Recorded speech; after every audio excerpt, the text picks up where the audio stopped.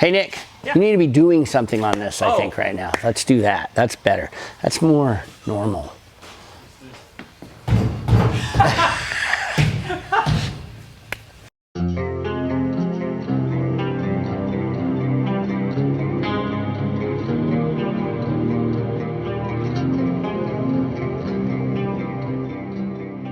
Hey guys, welcome back. Episode 9. I've been off the grid a little bit. Sorry, we've been super busy, not enough time to film, but I got a bunch of things to show you, a bunch of new projects.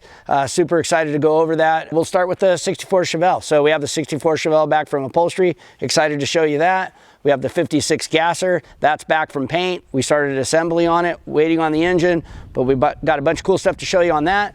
We have a Raptor that came out of storage, excited to show you that. We have a Rowdy C10, Jerry Zayden from Camberg C10 pickup, we're assembling that. We have a new Bronco, and then of course, the Willys. We have the Willys almost ready to go to paint. We're gonna start disassembling in about 2 days. So we have it pretty much completely together. Excited to show you what that thing looks like totally together. Pantera, we got a few updates on the Pantera. Pretty much nothing on the 510, but we'll show you what we got going on anyways and why we have nothing on the 510. So super excited to get into this episode and let you know what's going on. Last time that we had the Chevelle on an episode, can't remember what episode it was, but we had it on the dyno. We dynoed it and it was leaving to go to upholstery. So we got it back from upholstery. Also, we've done a few little other things just to kind of make sure that the car has the vision that I'm looking for. This is one of the most beautiful cars I've ever built. We're super excited to get it out and to quarantine cruise, maybe film an episode with Sean from Autotopia LA. I'm not sure if you guys check his stuff out, but I highly recommend it on YouTube. I really feel like he's gonna be the next Jay Leno. But yeah, so let's just go over the Chevelle and what we've gotten done. So last time you guys saw it, this was still chrome, handles and locks were chrome. So I had that stuff Cerakoted by Cerakote SoCal, I believe it is, on Instagram. The guy did an amazing job, looks super good. And then of course, Rudy from Rudy's Custom Upholstery. It's kind of a mess in here a little bit because we're still assembling some stuff, but you can kind of see what we got going on with the upholstery here. The steering wheel's getting wrapped right now. So that's just a mock-up steering wheel sitting on the floor right there on the plastic. The client didn't want to go with the color I wanted to go with. And that's some of the things that you struggle with sometimes. So my vision for this car actually had gray interior. I think that tans work really good with the reds and the blacks. I've never really seen a tan on white, but that's what he wanted to do. And at the end of the day, you got to do what the client wants, unless it's a safety issue. But so he wanted that, so it's actually growing on me. I wasn't sure I was gonna like it. Rudy, of course, did a beautiful job on the upholstery. Upholstery is killer. I just wasn't sure about the color, but it's growing on me. I think I like it. I just wish we would have done maybe black stitching or something to break it up a little bit, but it's still super sexy. So upholstery's done. I don't know if you could see the back seat, Ryan, and some of the stuff he did on the back package tray, the center console. We built the center console out of steel. Usually we do aluminum. We did this one out of steel. He covered it. He made a nice little compartment door there for us. Just super, super nice, super clean. Very excited about this car and start taking it to some shows and see what the population thinks about it. And then I think what I'm gonna do, one of the last few things I gotta do, I gotta get the steering wheel in it and we gotta get it aligned. And I think I'm gonna Cerakote these bumpers. The only reason I say that is they've been painted for a while, and over time and people walking around, I think they have a few little tiny scuffs, but I mean, nothing that most people would even notice, but I really want it perfect. And then I've also noticed sometimes you don't think of things as you're assembling or as you're doing stuff, and you look back on it and you go, man, we should have changed that. So one of the other things, Dapper lighting. We got with Dapper lighting, we got these super cool projector lights in here, but they also have a little bit of the old school as far as how the lenses look here with the lines and the lenses. So we didn't want to take away from that it was a 64. We kind of wanted that old school look, but we also wanted modern lighting. Dapper lighting is the guys to go to for that, 100%. But I think when I Cerakote these bumpers, one of the reasons I'm going to redo them is I think I'm going to weld up these holes for this license plate. We're not going to run a front license plate on it. That way it just smooths it out and looks a little bit cleaner. Other than that, this car's done after alignment. I'll get the windshield wipers on it and that'll complete it. And this thing's ready for the customer to enjoy it, start taking it to shows. We're almost there. These things take a while. So 56 gasser. We got Mark's 56 gasser back from paint. Travis did an amazing job on the paint. Mark wanted to kind of pay homage to that 60s, late 60s, early 70s, old school metal flake, hot rod, gasser type era. And so I think they kind of nailed it with how much flake is in this. I think this is a 4-stage on the paint job. So it has pearl in it. It has a candy flake, base coat. Like, I'm actually not a painter, so I'm sorry if I'm saying all the painters out there, please don't be too hard on me there. But Travis just knocked it out of the park on the paint job here. So when we got it back, I've never really chromed stuff. I'm not into chrome, I guess. Like most of the things we don't do chrome, but Mark wanted a bunch of stuff chromed on this.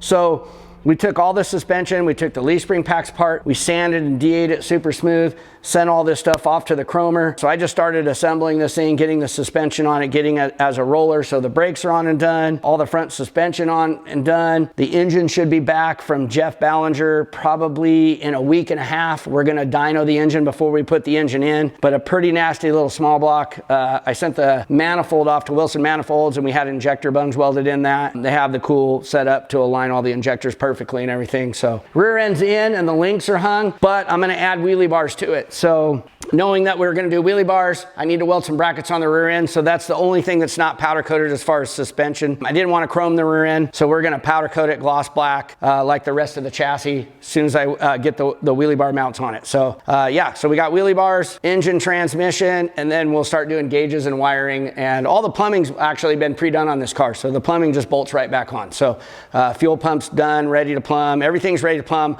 I think I have the main hard lines on this thing. So maybe next episode we'll have this thing up on a lift and you guys will be able to see underneath it. But that's where we are with the 56 gasser. 77 F100 behind me here. A lot of you guys have probably seen this on my Instagram or Mike Lanieri's Instagram, the owner's Instagram, or maybe YouTube. We've done some YouTube stuff. It's on an episode of Autotopia LA. If you guys want to see more of it, you can check it out. Pretty neat. It's a super cool truck that we did quite a few years ago. Probably, I think we finished it 4 years ago. Repainted it, did luxury interior, went through all the suspension, cut the back of the truck off, cut the front of the truck off, redid all the cage stuff, just fine-tuned to this truck, made it a formidable off-road truck for sure. Super nice luxury pre-renter. A lot of people think that these older trucks single cabs have a lot of room because they're a full-size truck, but man, it is tough to make these things comfortable. So we moved the pedals around, adjusted the seat as much as possible just to get a full-size occupant to be able to be comfortable in this thing. I think with the old bench seats and how they were originally, they were okay, but it was never really comfortable and certainly doesn't lend itself very well to putting a big off-road seat in it, but we got it to work. So the reason it's here is I did an episode of This Versus That with it. So if you guys watched Hoonigan's This Versus That channel, it's on the off-road section of the channel. I think they have a street and an off-road. You'll have to wait for the episode to come out to see the outcome of that. And then while it's here, we are going to take the 427 cubic inch small block Ford out. So it was a 351 stroke to a 427. Maruzzi Race Motors built it about 12 years ago. She's getting a little tired. So we're going to up the cubic inch a little bit, and we have more modern technology now. So we're going to put some airflow 210 cylinder heads on it and up the compression a little bit and just do some things to try to net about 150 more rear wheel horsepower out of it, which I think right now on our dyno, it made 314 to the wheels.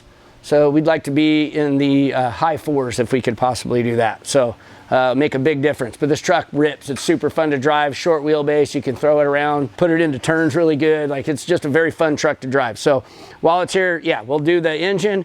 And then we're having Chris Gardner at Maximum Transmission build us a 4L80.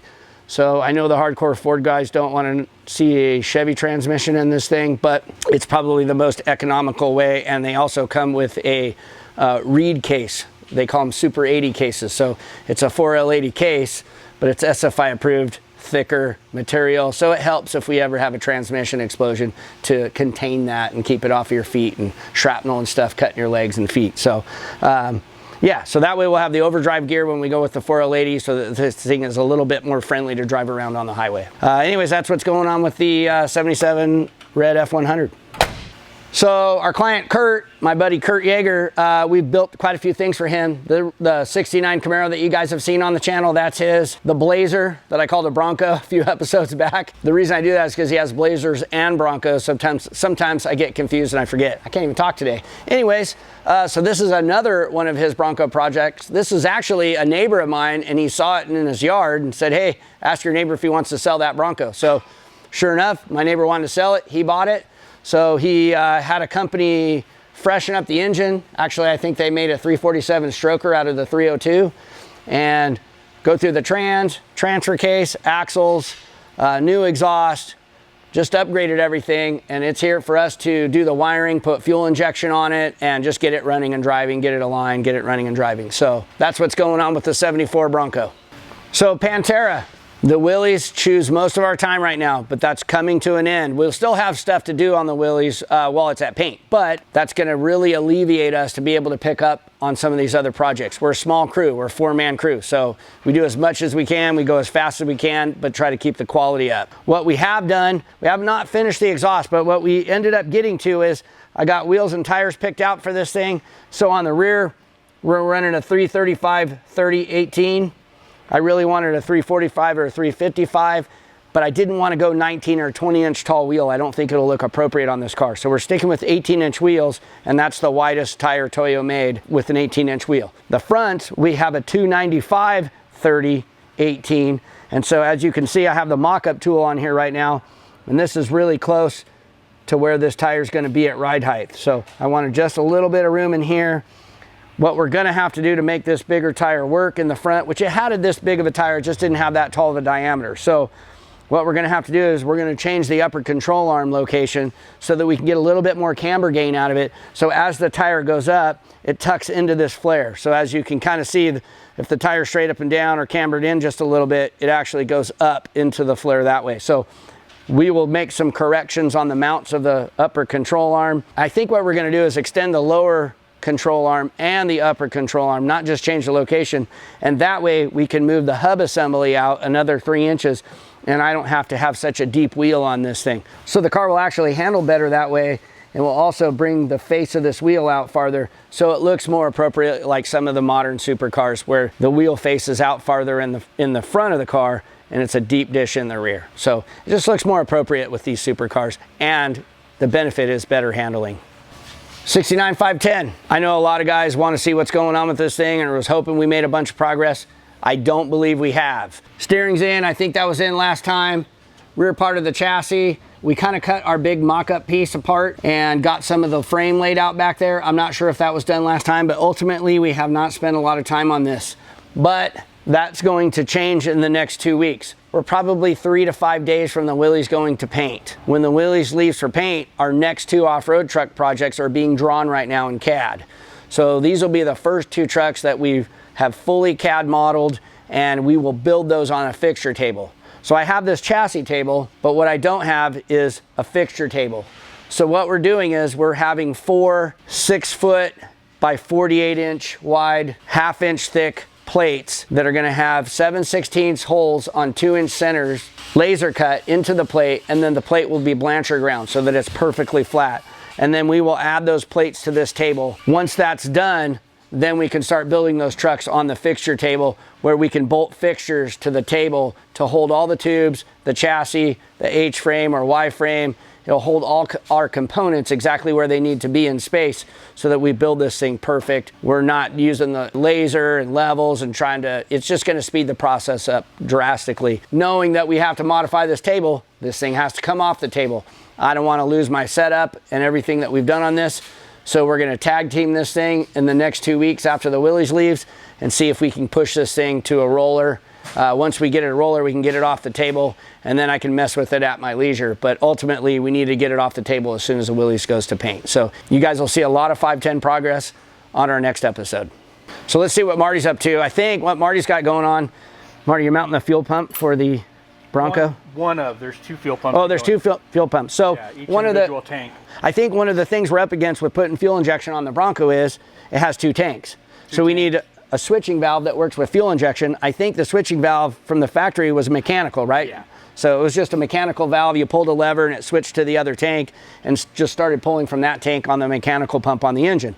Well, since we have fuel injection going in this thing, we need an electronic valve to switch. We need 2 pumps, 1 pump for each tank. Yep. And the valve controls return line, whatever pump you're on returns to that specific tank, so you don't send back to a tank you're not using. Yeah, you want to pull from one tank and return to the other and just overfill the other tank. Exactly. So yeah, so that's one of the things about if you're adding fuel injection to some of the old Chevy trucks that had 2 tanks, or I think obviously Fords, you know, Dodges, they all had 2 tanks, or some of the older trucks had 2 tanks. So you got to be careful with that. Make sure that you have 2 complete different systems, one for each tank. If you're running a return style fuel injection system that doesn't deadhead the fuel system into the fuel injection. Playing with room that we ain't got. Yeah, well, it's a Bronco, it's small, so. We're getting it in there. So you guys probably already know, Marty's our main mechanic guy, so he handles this kind of stuff for us, and a lot of our plumbing, a lot of wiring, just most of the mechanical things that we got going on here. Yep, so I get the fun stuff. Yeah, you get the fun stuff.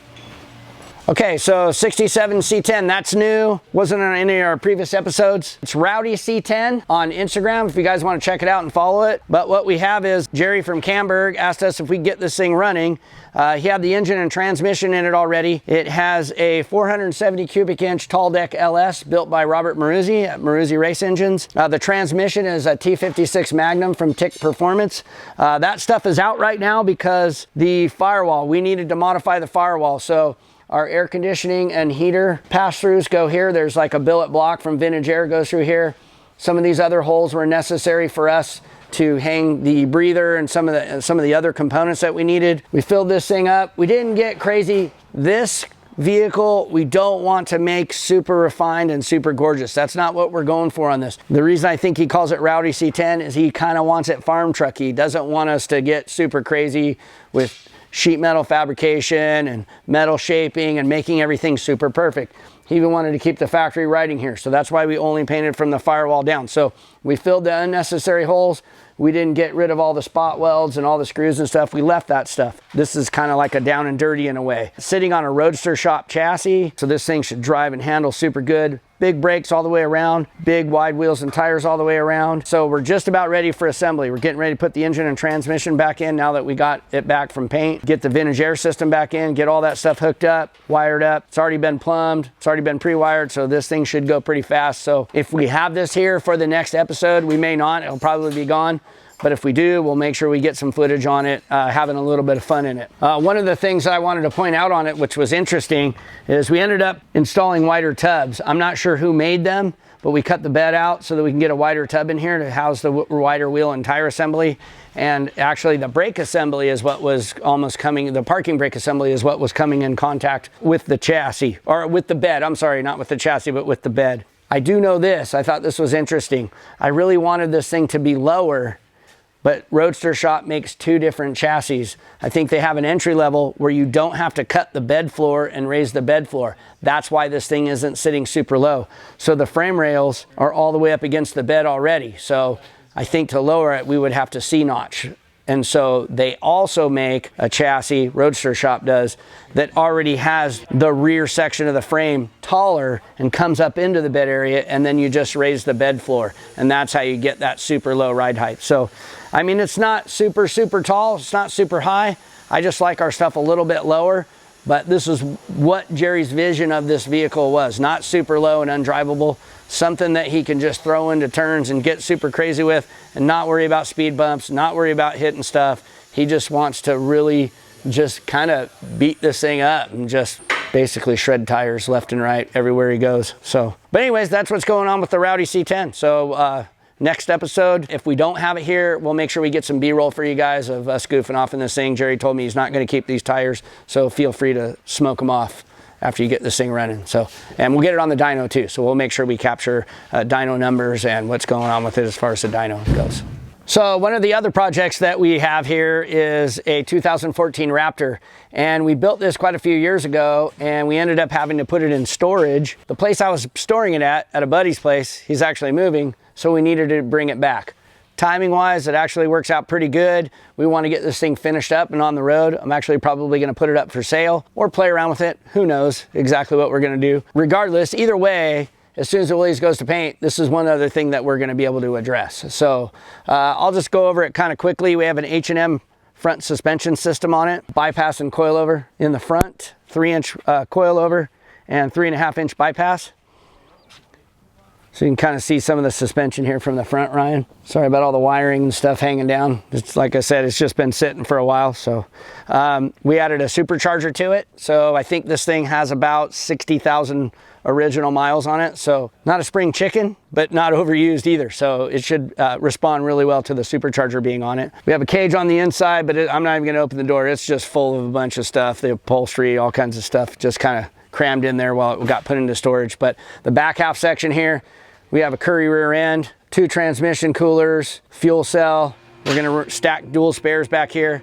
So all the main fabrication is pretty much done. We just need to plumb, wire, and paint, and this thing is pretty much ready to go. So future episodes, we'll be showing the progress on this from where it is now to completion. And so you guys hopefully will be able to enjoy what we got going on with this thing. All right, guys, 49 Willys. So a few days away from paint. We're very, very excited to get to this point. It's been a long, long process. Let's get into what we've gotten done since you guys have seen it last.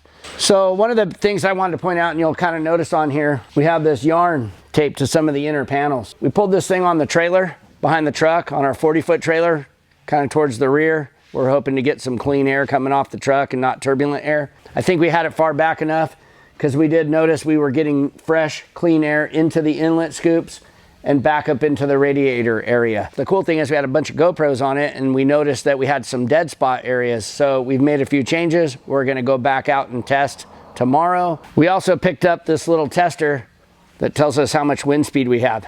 Anemometer. Hey Nick, am I saying that right? Anemometer? Anemometer. Anemometer, not anemometer, right? Anemometer. That depends what day of the week. I guess.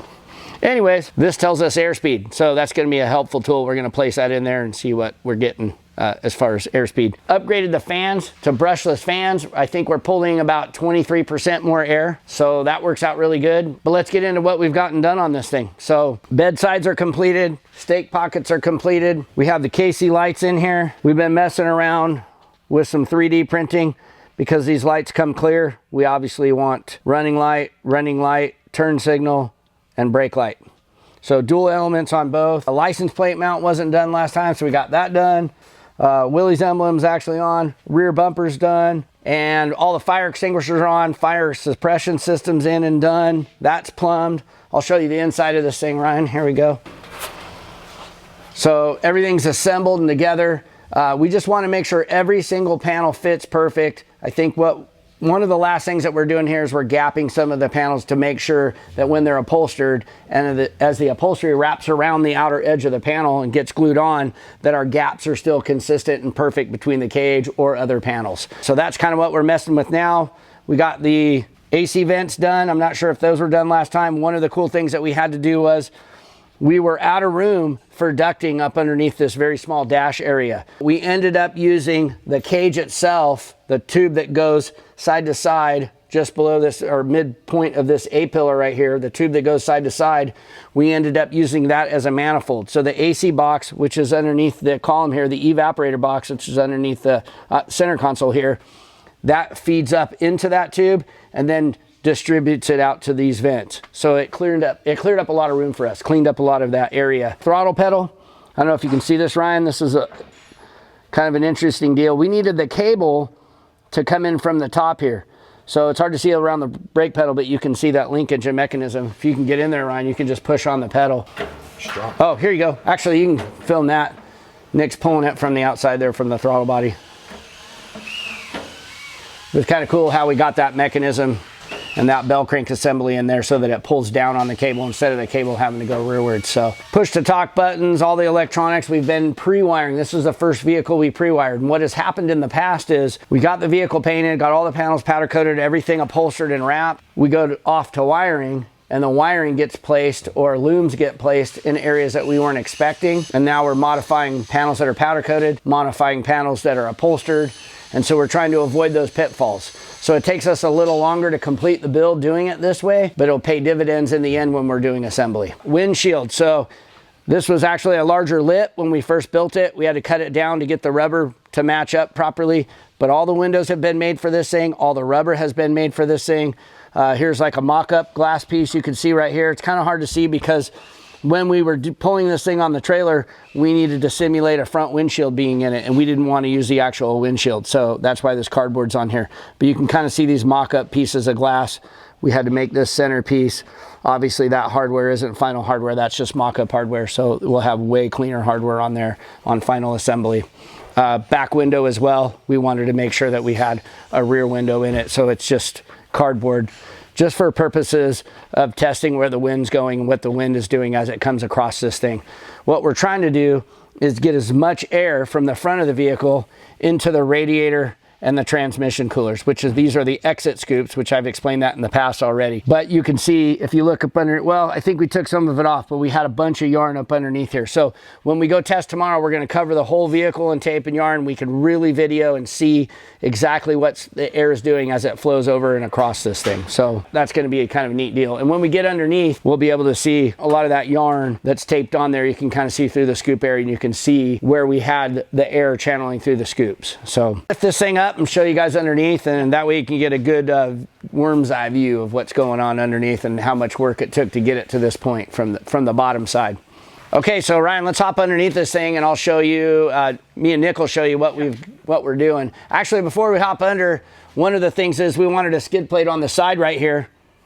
So we also wanted to not enclose the exhaust area so much so some of the heat can radiate off of it. So the reason it has a bunch of countersunk holes right here is we're putting mesh on the inside of these skid plate pieces right here. And then they're also fabricating a piece right here, but it will leave this tab exposed so that this is one of our chassis tie down tabs. So we have one here and then one right here that I'm not sure if you can capture.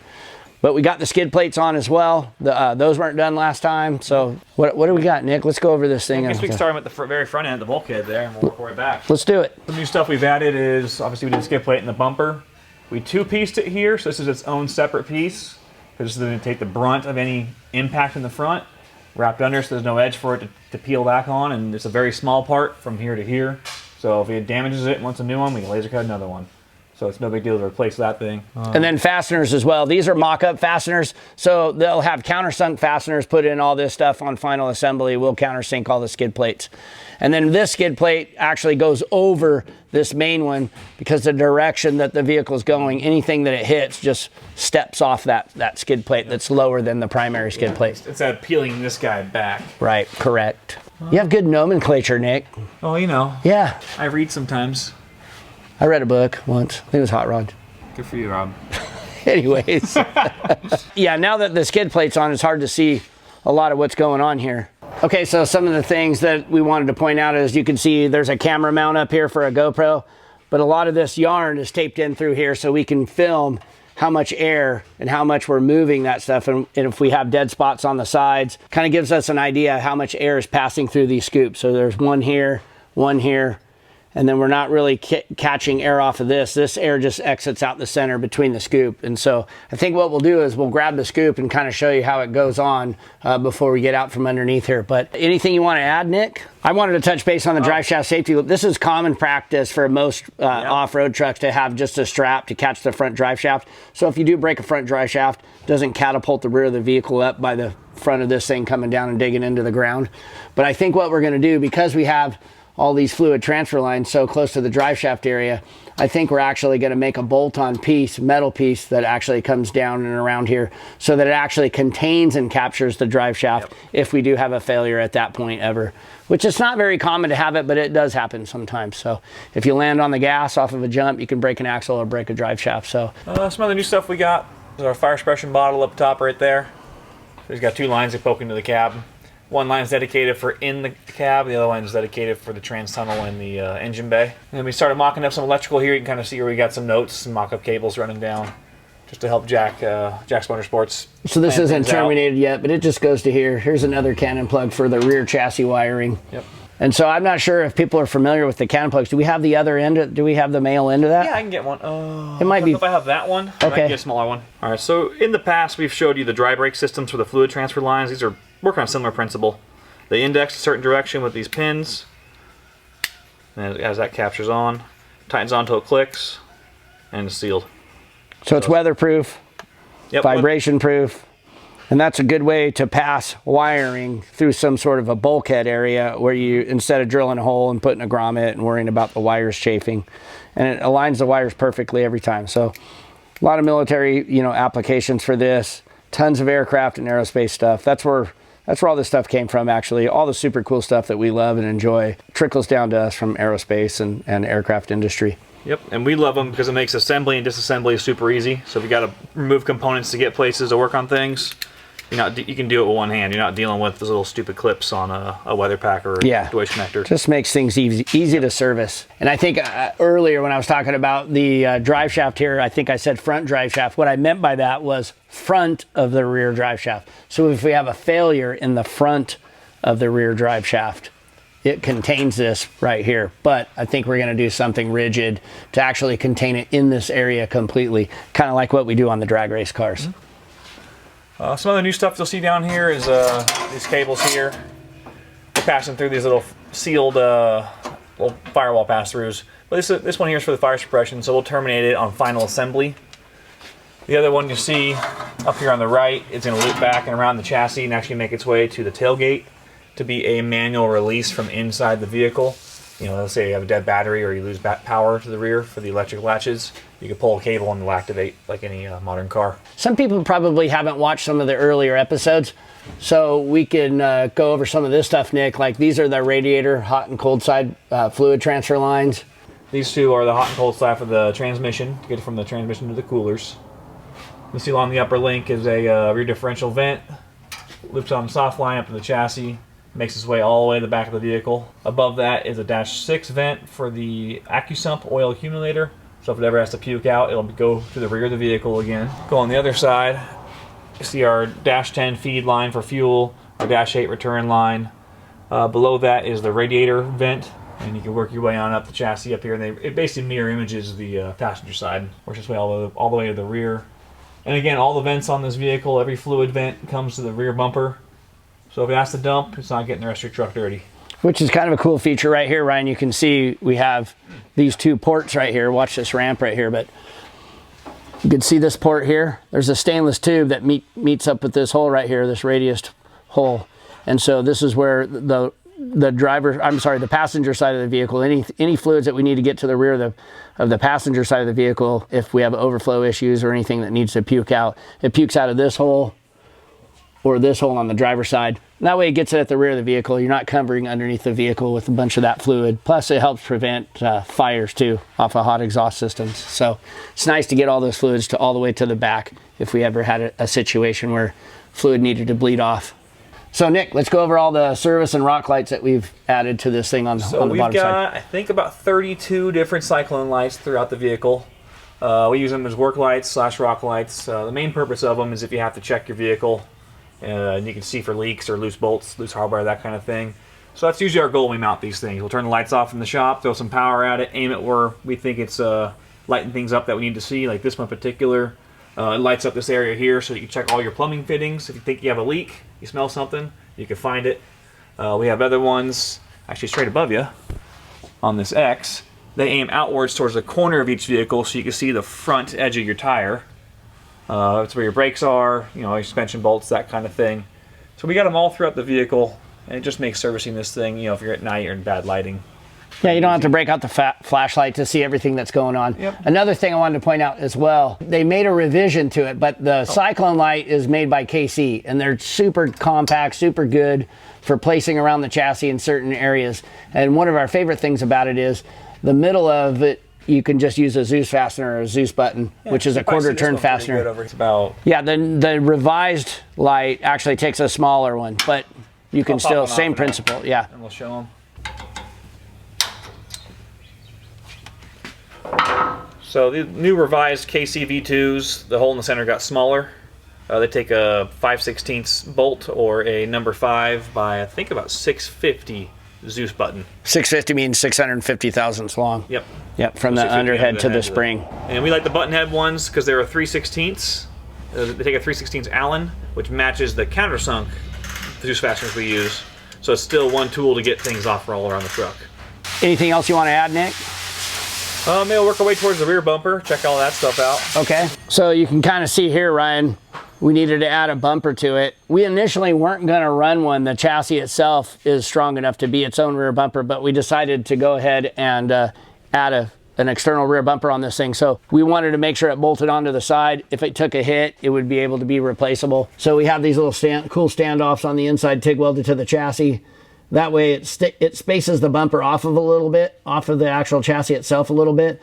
So if it takes a hit, doesn't damage the chassis, we can remove that piece, pull the bumper off, make another one if it ever took a hit. And then the other neat thing is we wanted it to nest in between the actual sides of the tailgate itself. So when the tailgate folds down, Nick made this so that the sides of this actually go on the outside of the actual bumper tube itself. So the bumper doesn't interfere with the tailgate coming down flat and level. Yeah, and lets us get the bumper tube itself a little higher up. And then some of the other things that we decided to do is, so since the tailgate opens electronically, we wanted to put additional openers. So here's an opener for the tailgate right here.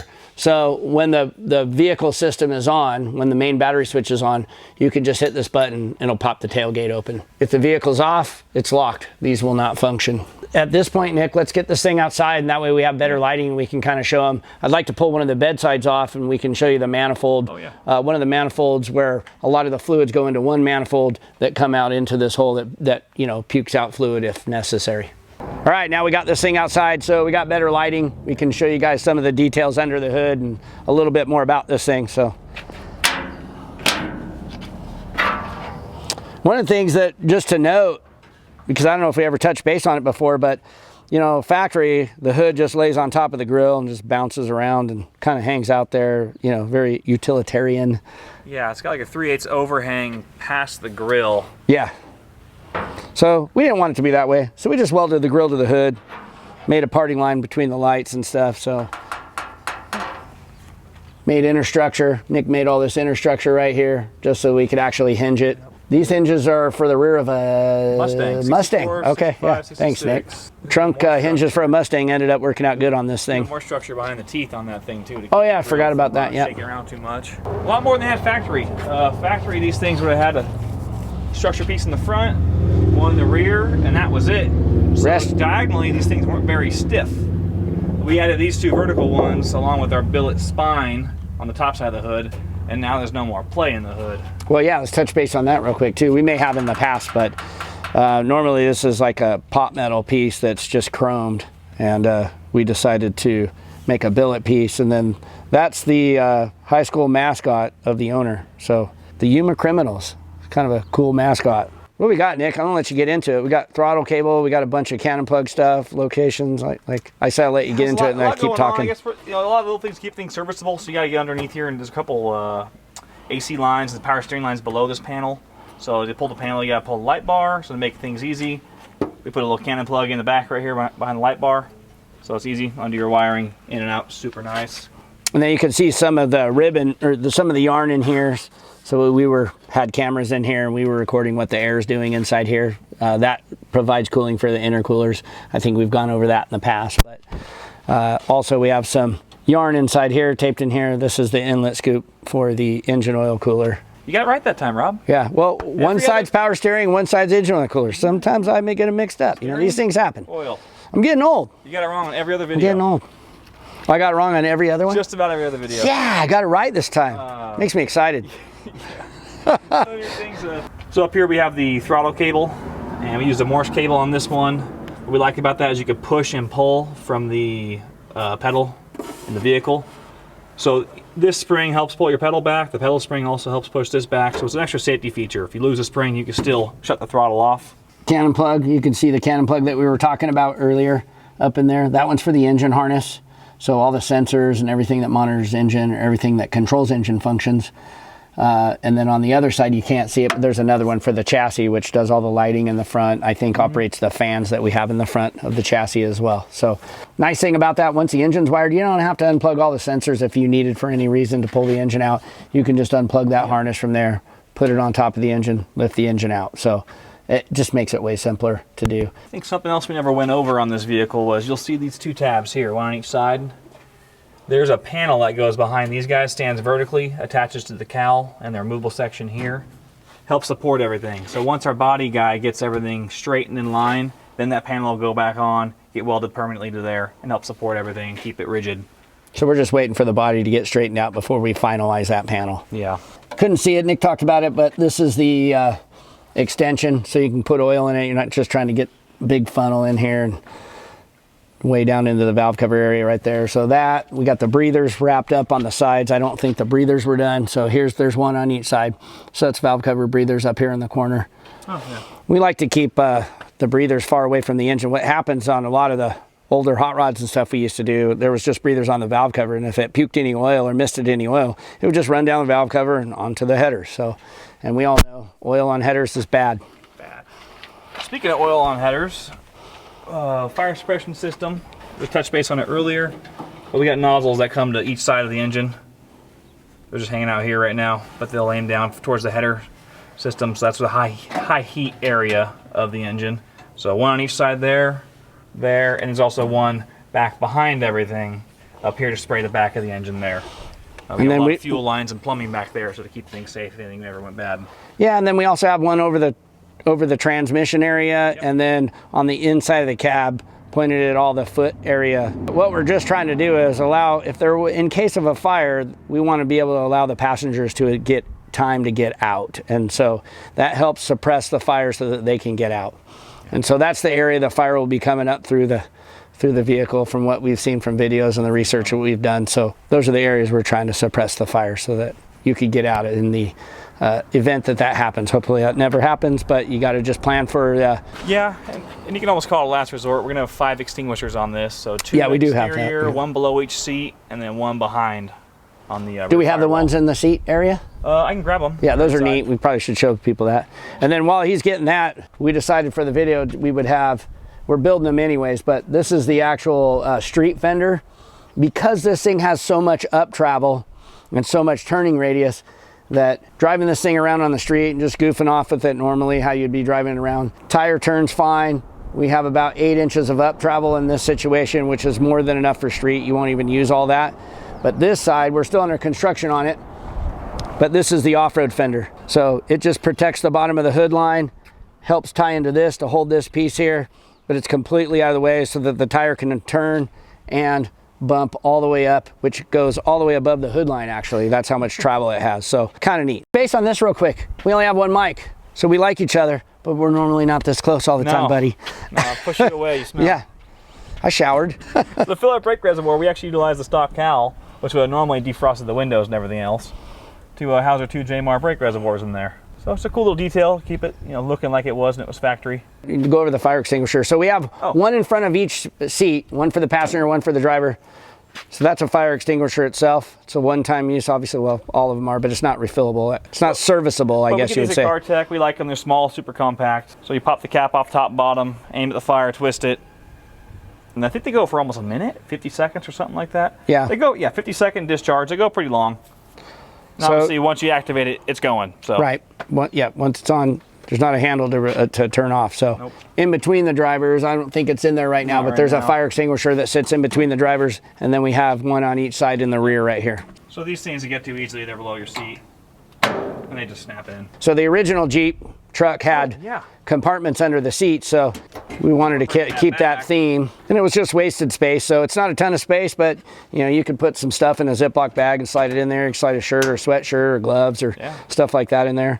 And then we wanted to upgrade our impact mount. So one of the cool things about this impact mount is the same socket operates the jack, the lugs. That way you're not getting more than one tool. Spare tire comes off with that same socket.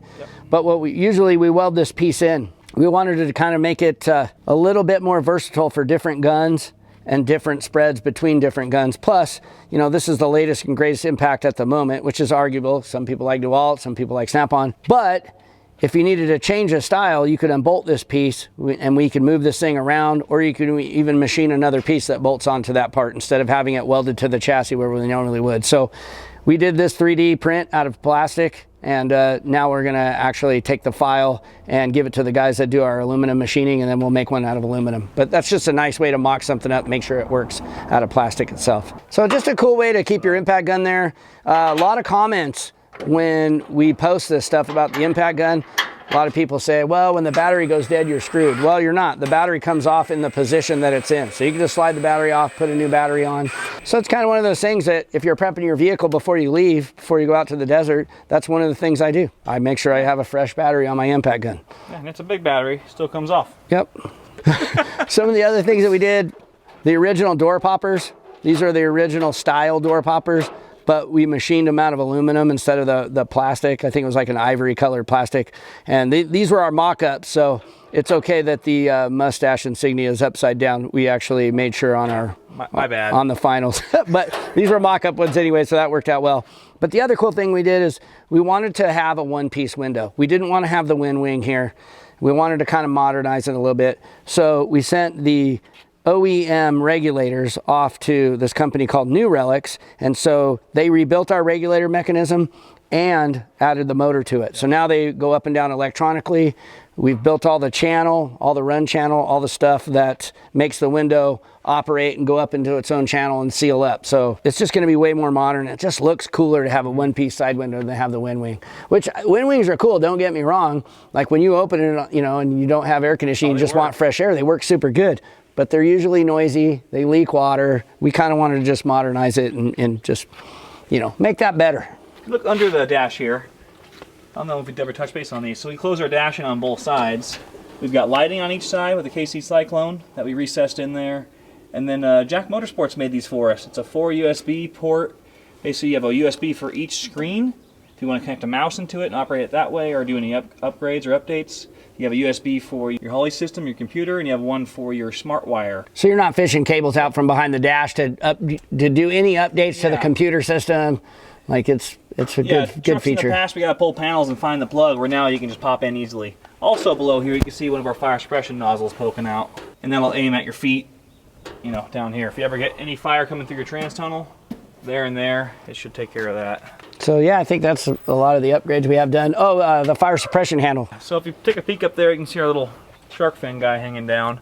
We incorporated it into the chassis because if you ever have to undo your fire suppression nozzle, you have to repin your fire bottle and then pull your cable. So running it through the chassis like this means it's pretty much permanent. There's no reason to undo your cable. You can pull any panel you want without messing with it. Just makes it nice to service on this thing because they're kind of a live grenade once you stick the cable in the Safecraft bottle there. Pull the safety pin out of it and it's ready to go. Yeah, it's nice to just do a set and forget and be done with it. And it's a nice feature that you don't have to move the cable out of the way or unhook it to pull any of the other panels off to access anything. So that's the kind of the point of running it down through the chassis like that. So we already touched base on the light bar in some of the past episodes. We made that work for you guys, but some of the other newer features on, we got the Safecraft fire bottles on with the new mounts. Super cool way to do it. The older mounts rattled around a little bit. These ones are tight. These are fancy. Yeah, they're pretty nice. They're high end for sure. The AGM jack wasn't on, so the jack mounts are designed and done and built and on. And to streamline this thing, the foot that goes on this thing is actually in the tailgate. We'll show you that in a second. But and then here's another cannon plug. So the actual stake pocket piece that holds the lights, you can just, if you needed to take it off, you just undo the cannon plug. That piece comes off. Oh, we got 22 cannon plugs, I think, on this vehicle. A lot. Every system's pretty much got one because, as you can tell, you got peel back layers sometimes to work on things. Just makes it handy. And then I don't think we had the drawer done last time. No, we don't. No, so let's open the tailgate, show them the drawer, and we can show them the foot on the jack as well. Lift up this side, Rob. The silver guy, just keep upper pressure on it. So one other thing, I said I didn't want cables hanging out here, so we just came up with this idea. This actual stopper that keeps the tailgate level and stops it where we want to stop it. It's just on some nylon bushings, so it actually holds the tailgate pretty well. It won't let it slam, but also holds the tailgate in position and then just disappears up into this box when we close the tailgate. So, and then the other neat thing, the slide out drawer. The reason we wanted a slide out drawer is I was trying to keep stuff off of the tailgate. Since it's a single panel tailgate, if you drop something on it or ding it, it will show from the outside. That's the foot and the pin. That'll be mounted up in the back here. The back wall once we kind of finalize some more layout in the trunk. But essentially it's the foot pad for the AGM jack. We got ours mounting with a quick pin. And you'll use the same pin to mount it to the jack. And then we'll have a full rubber pad on this. Yeah. We're using this for a mock-up right here, but that keeps it from rattling around in the trunk. And then we thought to ourselves, this locks in the out position. locks in the in position, but we thought maybe with, you know, off-road, bouncing around, stuff like this thing might open up, come out, and start hitting the tailgate. So that's what this piece is for. When you close the tailgate, it goes above the bar. It won't let the bar come up, so it keeps it locked in place. You can kind of see that there, Ryan. Just a lot of thought, a lot of time, a lot of energy put into thinking about every little scenario, serviceability, just trying to make a good, bitchin' cool vehicle. Yeah.